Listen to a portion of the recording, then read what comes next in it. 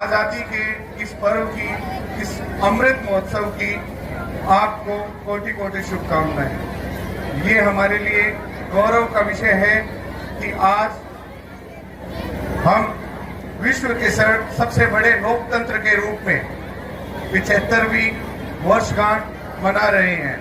स्वतंत्रता जो वर्षों वर्षों की तपस्या से, हजारों लाखों लोगों के बलिदानों के पश्चात हमें नसीब हुई है, आज उन लाखों लोगों को नाम बेनाम श्रद्धांजलि देने का अवसर है।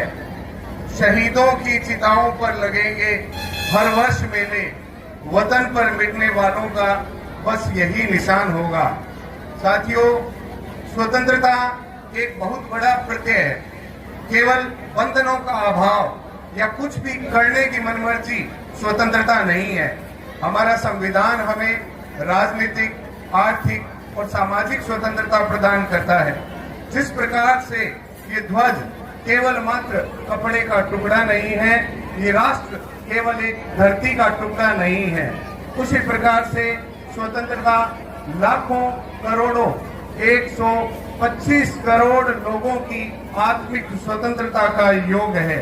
यह गांधी जी का वह अंत्योदय है जहां समाज के अंतिम व्यक्ति की आत्मा का उदय हो सके। यह भगत सिंह जी की वह स्वतंत्रता है जहां व्यक्ति का शोषण नहीं कर सके। यह बाबा साहेब भीमराव अंबेडकर की वह स्वतंत्रता है जहां केवल राजा के बेटे को राजा बनने का अधिकार नहीं होगा, बल्कि सभी को राजनीतिक स्वतंत्रता होगी। स्वतंत्रता का अर्थ है किसी भी व्यक्ति की आत्मा का दमन ना हो सके। हर व्यक्ति को अपने विचार रखने की, अपनी आजीविका कमाने की, सम्मेलन करने की, आवाज संचरण की स्वतंत्रता हो। अगर हम पिछले 75 वर्षों को देखेंगे तो हम फर्श से अर्श पर पहुंचे हैं। हम परमाणु शक्ति बने हैं। हमने हरित क्रांति से हर पेट तक अन्न पहुंचाया है। हमने श्वेत क्रांति, नीली क्रांति से देश को समृद्ध बनाया है।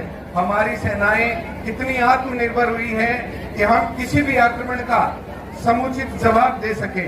भारतीय बौद्धिकता का लोहा विश्व ने माना है। अभी चल रहे राष्ट्रमंडल खेलों में हमारी खेल प्रतिभाओं का दमखम हम देख रहे हैं, किंतु जो स्वप्न हमारे पूर्वजों ने स्वतंत्रता के लिए देखे थे, उनसे हम अभी बहुत दूर है। आजादी के 75 वर्ष बाद भी यदि किसी बच्चे को केवल इसलिए मार दिया जाता है कि उसने पानी का मटका छू लिया था, तो यह भारत माँ भारती के आंचल पर एक बहुत बड़ा दाग है। आज भी सामाजिक स्वतंत्रता हमारे लिए दूर की घोड़ी है। आज 75 वर्ष के बाद भी यदि डॉक्टर प्रिया रेड्डी, निर्भया जैसे निंदनीय प्रकरण होते हैं, हमारे सामने आते हैं, तो हम महिला स्वतंत्रता की केवल झूठी ढींगे हाँक रहे हैं। आज भी यदि कोई काश्तकार आत्महत्या करता है तो ये दाग है हमारी आर्थिक स्वतंत्रता पर। यदि कोई काश्तकार 100 किलोमीटर दूर से अपने काम के लिए यहाँ आता है और सारे दिन सरकारी दफ्तरों के चक्कर निकाल करके शाम को बिना काम की हुए वापस चला जाता है, तो आज भी हम उस अंग्रेजी मानसिकता से बाहर नहीं निकले हैं। साथियों, भारत विश्व का सबसे अधिक युवा शक्ति का देश है। आज भी देर नहीं हुई है। पंडित जवाहरलाल नेहरू की टेबल पर 4 पंक्तियां लिखी हुई रहती थी, the woods are lovely dark and deep, I have promises to keep, miles to go before I sleep, miles to go before I sleep। साथियों, आप सभी युवा शक्ति हो, आपको प्रण लेना होगा, आपको आगे आना होगा हमारे राष्ट्रीय गौरव को लौटाने के लिए। ये हम सभी की जिम्मेदारी है। साथियों, देश की सेवा केवल बॉर्डर पर खड़े रह करके नहीं की जा सकती है। मैं निवेदन करता हूं कि आज इस मन से आप सभी ये प्रण लेकर के जाएं कि हम ना तो नशा करेंगे, ना नशा करने देंगे। हम बिजली और पानी का दुरुपयोग नहीं करेंगे। हम महिला अस्मिता की, महिलाओं की इज्जत करेंगे। हम व्यक्ति मात्र की स्वतंत्रता में विश्वास करेंगे। आत्मिक स्वतंत्रता हम उसे प्रदान करेंगे। मैं आपको गांधी जी के उस जंतर के बारे में बताना चाहता हूं जो आज प्रत्येक व्यक्ति का आदर्श होना चाहिए। गांधी जी ने कहा था कि जब भी तुम्हारा स्वार्थ तुम पर हावी होने लगे, जब भी तुम्हें ये लगे, संशय की स्थिति बने कि मैं क्या करूं, तब तुम अपने मन में उस व्यक्ति का, उस दुर्बल व्यक्ति का, अंतिम व्यक्ति का ख्याल अपने मन में लेकर के आना जिसको तुमने देखा है। तुम्हारे मन से संशय के बादल छट जाएंगे और तुम इस देश के लिए एक उचित कदम उठा सकोगे। अपनी बात के अंत में मैं भादरा की इस पवित्र भूमि को, वेद भूमि को और इस विद्रोह की धरती को नमन करता हूं। मैं नमन करता हूं लाला सत्यनारायण जी सराफ को, लाला खूबचंद जी सराफ को और उन सैकड़ों हजारों क्रांतिकारियों को जिनके बलिदानों के कारण ही आज हम इस खुले मंच पर खुली हवा में अपने खुले विचार रख रहे हैं। जय हिंद, जय भारत। शुभकामनाएं देते हुए बधाई देना चाहूंगा और उम्मीद करता हूं कि ये हमारी आजादी अमर रहे, ये हमारा तिरंगा अमर रहे और हमारा देश उन्नति करे। जैसा कि हमें मालूम है कि ये आजादी शहीदों की कुर्बानियों के बाद, ये आजादी लंबे संघर्ष के बाद, गुलामी की जंजीरें तोड़ करके हमें हासिल हुई। साथियों, नौजवानों, इस आजादी का तात्पर्य हमें हमेशा याद रहे, इसका अर्थ हमेशा याद रहे, इस आजादी की कीमत हम समझते रहें। इसलिए साल में 2 त्योहार आते हैं, स्वतंत्रता दिवस और इस संविधान के लिए गणतंत्र दिवस, जिस संविधान के चलते हिंदुस्तान की कानून व्यवस्था, हिंदुस्तान की व्यवस्थाएं, जिस संविधान के चलते हिंदुस्तान के लोगों की हर चीजें तय होती है, वो दोनों त्योहार 15 अगस्त और 26 जनवरी हमें याद दिलाते हैं कि हम कभी गुलाम हुआ करते थे और हमारी खुशहाली अंग्रेज लूट ले जाया करते थे। उससे पहले हमारी खुशहाली राजा महाराजे लूट लेते थे। उससे पहले हमारी आजादी का हमें मालूम नहीं होता था। इसलिए ये तिरंगा सिर्फ 3 रंग का कपड़ा नहीं है और ये त्योहार सिर्फ औपचारिकता नहीं है। इस त्योहार की कीमत हमारे पुरखों ने 1857 के गदर के बाद ब्रिटानिया हुकूमत से लड़ते हुए 90 साल में लाखों कुर्बानियां दी थी।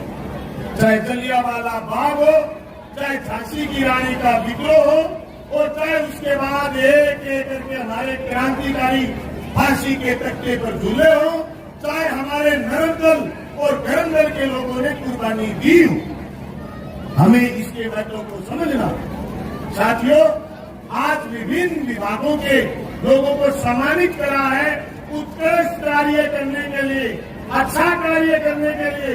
मैं बड़े गर्व के साथ कह सकता हूं कि मेरे विधानसभा क्षेत्र भादरा में हर कोई अच्छा काम कर रहा है, लेकिन अच्छों में से थोड़े से अच्छे और छान करके हम उनको पुरस्कृत इसलिए करते हैं कि ताकि लोगों को इसका संदेश जाए कि हम अच्छे होंगे तो तिरंगे के नीचे खड़े होकर के हम सम्मानित भी होंगे।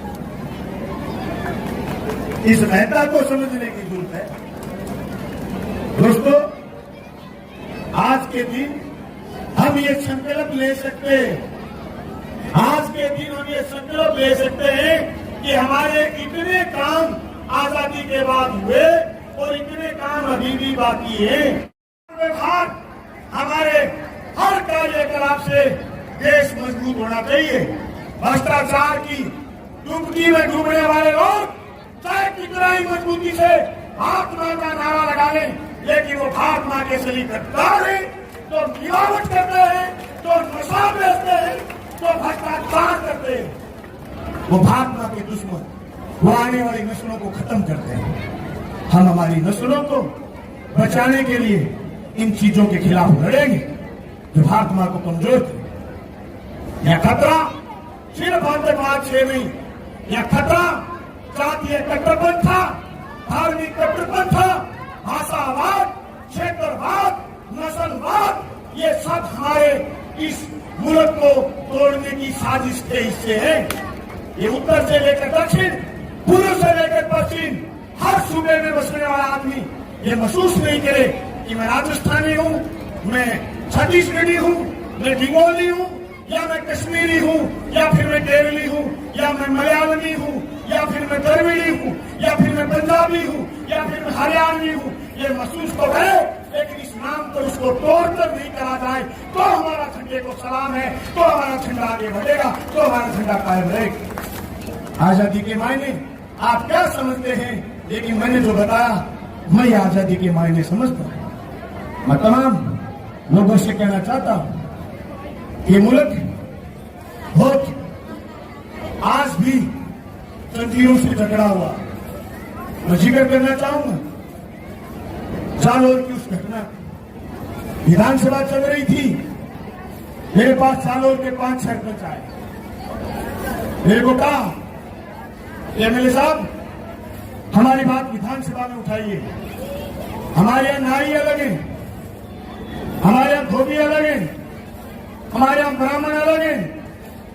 अगर जातों के नाई, अगर ब्राह्मणों के नाई गलती से दलित की शुमार कर दें, कटिंग कर दें, तो उसको बिरादरी से बेदखल कर दिया जाता। बड़े दुख की बात है बहनों और भाइयों, अध्यापक अध्यापिकाओं, हम तो ऐसे क्षेत्र में रहते हैं जहां हमारे यहाँ जातीय विद्वेष नहीं। एक दलित के बच्चे को इसलिए पीट दिया जाए, पीट के मार दिया जाए कि उसने किसी सावरण की मटकी को हाथ लगा दिया। तो मैं कहता हूं आजादी के 75 साल पहले बाबा साहब भीमराव अम्बेडकर से प्रश्न करा गया कि ऐसी कौन सी चीज है जिसको आप छू नहीं सकते। किसी ने कहा आसमान के तारे, किसी ने कहा एवरेस्ट की चोटी, किसी ने कहा वो चीज, किसी ने कहा वो चीज। तो बाबा साहब ने कहा मास्टर की मटकी। आजादी के 75 के साल के बाद आज फिर कोई मास्टर की मटकी नहीं छू पाए। तो मैं कहता हूं हमें और सोचने की जरूरत है। मैं जालोर जाऊंगा और मैं उस इलाके में आगाज करके आऊंगा कि गंगानगर हनुमानगढ़ की धरती, जहाँ सतलुज दरिया का पानी आता है, जहाँ पांचों पीरों की धरती है, जहाँ गोदामेड़ी का मेला भरता है, जहाँ हिंदू और मुसलमान एक जगह पूजा अर्चना करते हैं। मैं उस धरती से आया हूँ, उस धरती की रीति बात छोड़ के आऊंगा। हमारे यहाँ भी मेला भरेगा। हमारे किसानों के मुद्दे, हमारे बहुत मुद्दे ऐसे जिनमें हम बहुत लंबा भाषण दे सकते हैं, पर अध्यापक आए हुए, बच्चे आए हुए। हमारे यहाँ 27,000 बच्चे, 26,800 कुछ बच्चे सरकारी स्कूलों में पढ़ते हैं। हमारे यहाँ अंग्रेजी माध्यम के स्कूल सरकारी खुले हैं। हमारी राजस्थान की सरकार जिसने बंद पड़े स्कूलों को वापस खोलते हुए सरकारी स्कूलों में अंग्रेजी माध्यम स्कूल महात्मा गांधी बापू के नाम से खोले हैं, वो स्कूल हमारे आगे